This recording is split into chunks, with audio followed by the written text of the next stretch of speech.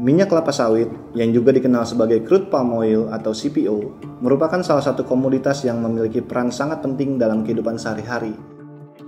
Mulai dari bahan minyak goreng, sabun, kosmetik, hingga bahan bakar kendaraan bermotor. Di Indonesia sendiri, CPO memiliki peran signifikan dalam mendukung pembangunan ekonomi nasional, karena industri CPO menyumbang hingga 3,5% dari PDB Indonesia, serta menyerap lebih dari 17 juta tenaga kerja. Bisa dibayangkan kan betapa pentingnya industri CPO. Di segmen terbaru ini, Samuel Sekuritas Indonesia berkesempatan mengunjungi PT Nusantara Sawit Sejahtera Tbk atau yang lebih dikenal dengan kode sahamnya NSSS. Berdiri pada tahun 2009, PT Nusantara Sawit Sejahtera Tbk sendiri merupakan salah satu perkebunan dan produsen kelapa sawit terbaik di Indonesia.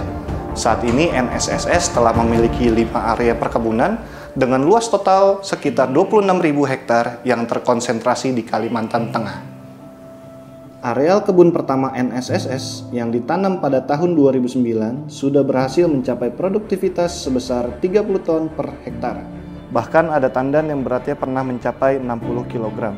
Saat ini, di beberapa lokasi tertentu, produksi berat janjang rata-rata sudah melebihi 25 kg. Nah, selanjutnya kita akan intip bagaimana minyak kelapa sawit dibuat.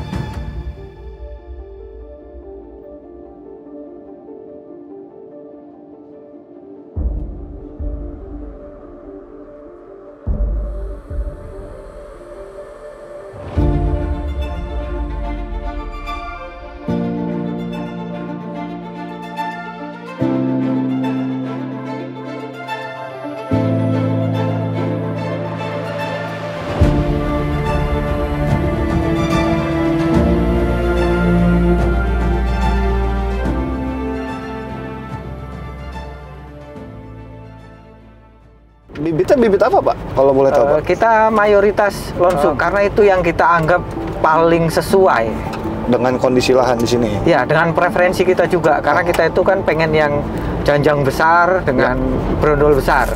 Produktivitas kelapa sawit tidak hanya dipengaruhi oleh jenis bibit saja, tetapi juga oleh faktor-faktor lainnya, seperti jenis tanah dan kandungan hara. PT Nusantara Sawit Sejahtera Tbk menggunakan pupuk khusus berteknologi tinggi dengan sistem slow release sehingga hasil yang didapat lebih maksimal dan efisien. Setiap pertengahan semester, sampel tanah dan daun dari kebun NSSS diambil dan dibawa ke laboratorium untuk dianalisis. Jadi pupuk itu kita berdasarkan analisa tanah dan daun. Oke. Nah, yang kemudian di cross check lagi dengan kondisi lapangan.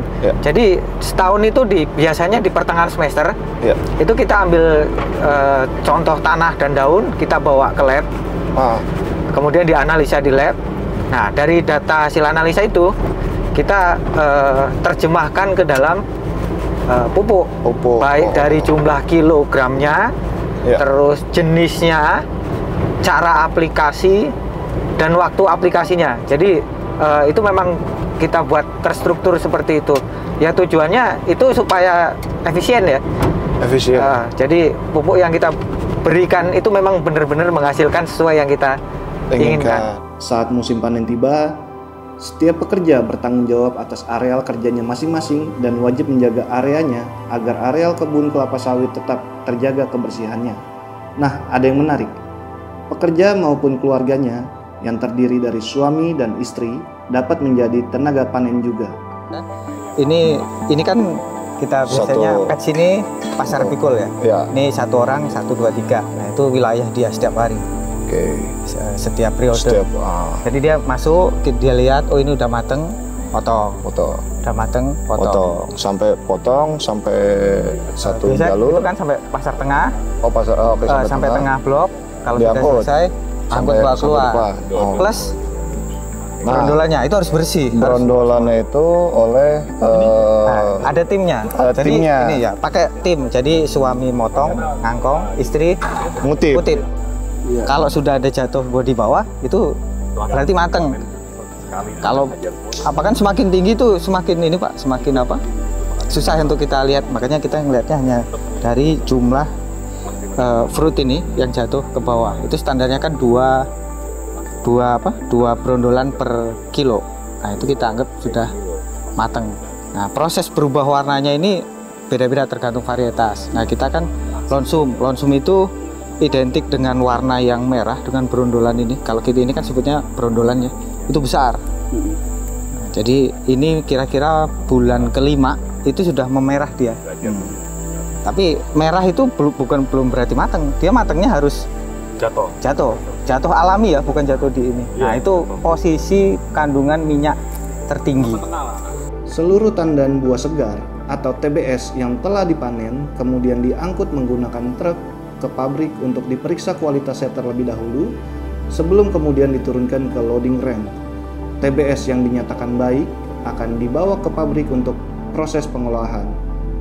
NSS sendiri saat ini memiliki pabrik dengan total kapasitas pengolahan tandan buah segar sebesar 60 ton per jamnya yang berlokasi di kebun milik NSSS. Dalam beberapa bulan mendatang, NSSS akan membuka pabrik keduanya yang akan meningkatkan kapasitas pengolahannya hingga 2 kali lipat.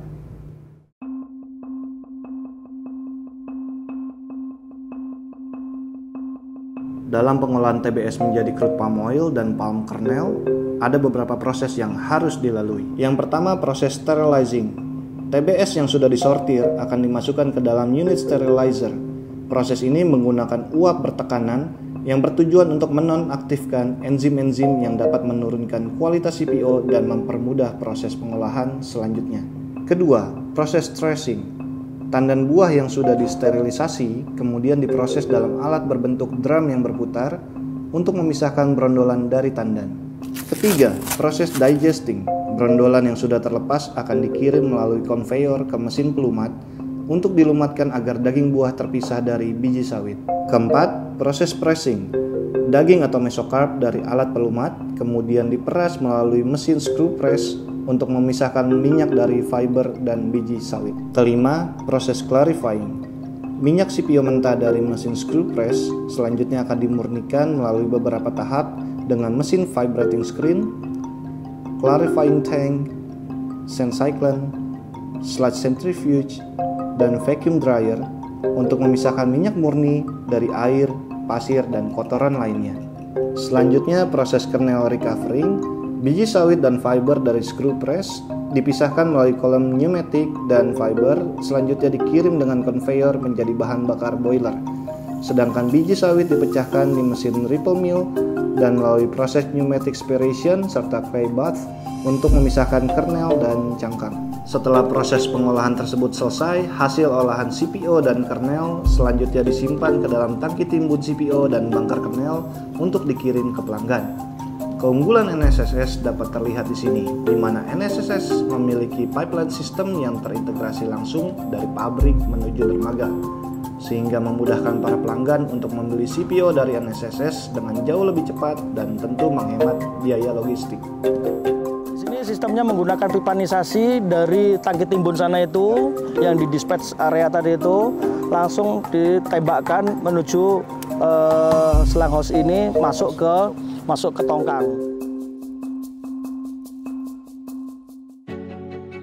Seperti yang sudah disebutkan sebelumnya, NSSS sedang mempersiapkan pabrik pengolahan CPO baru. Kenapa pabrik CPO baru ini penting? Produksi TBS NSSS terus mengalami pertumbuhan yang positif. Di sepanjang kuartal kedua tahun 2023, total TBS inti yang diproduksi naik 21% year on year, serta naik 29,4% jika dibandingkan dengan kuartal sebelumnya pada tahun lalu. Namun karena keterbatasan kapasitas pabrik, NSSS hanya bisa memproses 91,6% dari total TBS yang diproduksi. Dan TBS yang tidak tertampung, yang jumlahnya mencapai 9.661 ton di kuartal kedua 2023, dijual kepada pihak ketiga. Angka TBS yang tidak tertampung ini naik sebesar 38,6% dibandingkan dengan kuartal sebelumnya. Dan bahkan 3 kali lipat lebih besar jika dibandingkan dengan periode yang sama tahun lalu. Sepanjang semester pertama 2023, total TBS yang terjual sekitar 16,6 ribu ton, naik 424,0% secara year on year dan menghasilkan penjualan sebesar 30,9 miliar rupiah. Namun NSSS sebenarnya bisa mendapatkan angka penjualan yang lebih besar lagi jika TBS yang tidak tertampung tersebut diolah menjadi produk dengan added value seperti CPO dan kernel. Mengingat ASP keduanya yang jauh lebih besar daripada TBS, mencapai 11 juta rupiah per ton untuk CPO dan 5,2 juta rupiah per ton untuk kernel. Berdasarkan perhitungan kami dengan asumsi 22% tingkat ekstraksi minyak CPO dan 4,6% tingkat ekstraksi kernel seperti yang terjadi di kuartal kedua 2023, NSSS berpotensi meraup 44,2 miliar rupiah jika TBS yang tidak tertampung tersebut diolah, atau 43% lebih tinggi dibandingkan dengan hasil penjualan TBS tersebut kepada pihak ketiga. Hal ini tentu cukup menggambarkan seberapa pentingnya pembuatan pabrik baru bagi NSSS. Dengan mempertimbangkan faktor-faktor yang sudah disebutkan sebelumnya, kami dari Samuel Sekuritas Indonesia merekomendasikan buy untuk saham NSSS dengan target price besar.